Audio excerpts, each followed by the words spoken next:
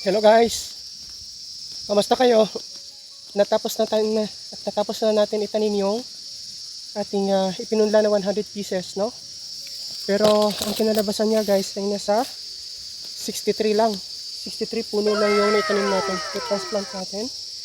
Kasi nasa 15 by 4, no? 15 spots by 4 seedlings per spot ay nasa 63. Tapos yung isang puno ay 3 piraso.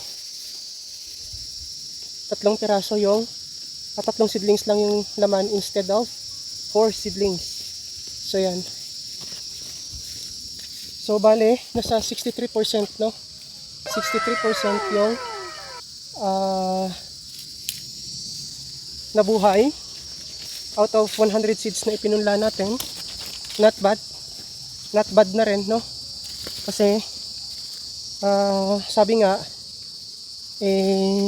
hindi daw mabubuhay yung ganong uri ng seeds na may mga black spots dahil na may problema nga yung loob niya, yung cotyledon niya.